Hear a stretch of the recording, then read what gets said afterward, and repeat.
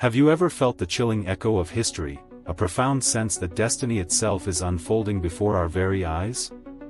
Pause for a moment and consider this, as the world holds its breath, witnessing the escalating tension among the United States, Israel, and Iran in this early March of 2026, an extraordinary alignment emerges. All of this dramatic geopolitical movement is happening precisely during the ancient, vibrant festival of Purim. Is this merely a coincidence, or does a celebration from 2,500 years in the past hold a hidden key to understanding today's crucial conflict? To truly grasp the intricate layers of this modern-day struggle, we must peer into the characters of that ancient narrative, allowing them to serve as a potent mirror reflection of our present. Imagine the global geopolitical stage as a vast kingdom, with King Ahasuerus, a figure of supreme power, now embodied by the United States. In the biblical account, the king commanded immense authority, choosing Esther above all others to be his queen. In our contemporary analogy, Israel stands as the nation specifically chosen by the United States to represent its interests and safeguard its strategic position within a volatile region. Israel is that invaluable strategic ally, enjoying the deep trust and unwavering support of the greatest power on the planet. Because she was selected as the king's trusted companion, Esther, to protect herself and her people, meticulously concealed her Jewish origins.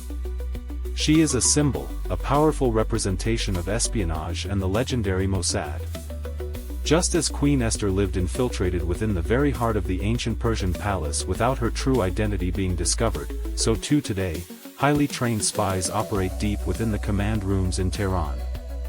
In the biblical story, Mordecai, who was the uncle of Esther, also served as her vital moral and strategic compass.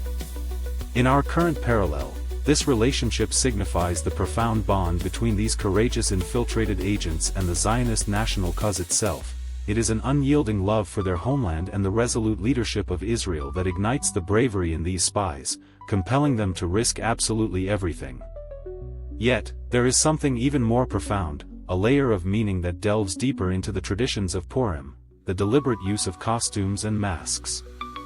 It is a cherished custom to wear elaborate disguises during this festival because, as tradition suggests, God was disguised or hidden from plain sight, working behind the curtain of natural events during that pivotal time. Today, we observe what we might aptly describe as a perverse mask worn by geopolitics itself. For many years, the Iranian regime skillfully employed public relations propaganda to obfuscate its true motives, repeatedly asserting that its atomic project was solely for peaceful purposes. This elaborate propaganda lie cunningly covered the actual, sinister rhetoric of the Ayatollahs, who meticulously planned to dismantle the Great Devil and the Little Devil, a direct reference to the United States and Israel.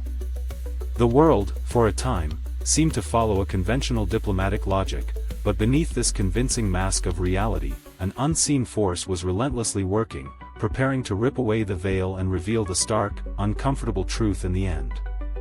How then, did we arrive at the precipice of total war?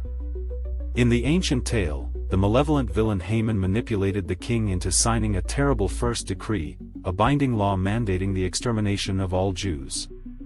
In our present era, this first decree can be seen as the cunningly camouflaged nuclear threat emanating from Iran.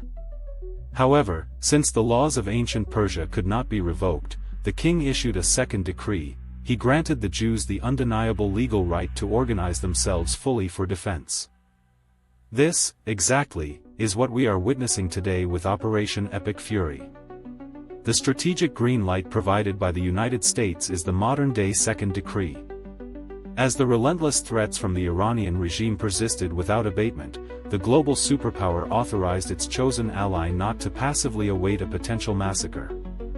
Israel not only received explicit permission to engage in active defense, thereby destroying enemy infrastructure before it was too late, but also fought bravely and effectively shoulder to shoulder with the king's own army.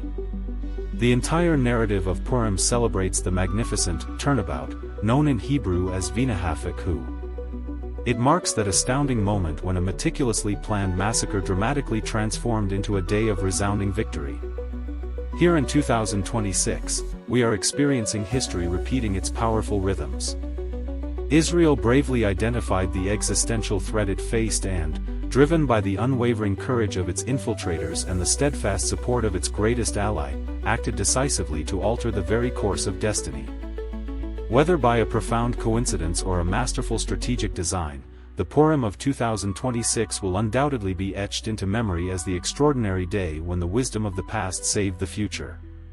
Embrace this profound lesson: even when forces conspire to obscure truth, inner resolve and clear-sighted action can always illuminate the path forward, affirming your own mastery over challenges. If this deep dive into history and current events resonated with you, please consider subscribing to our channel for more thought-provoking content. And do not forget to share this video with friends who would also find this connection between past and present truly fascinating.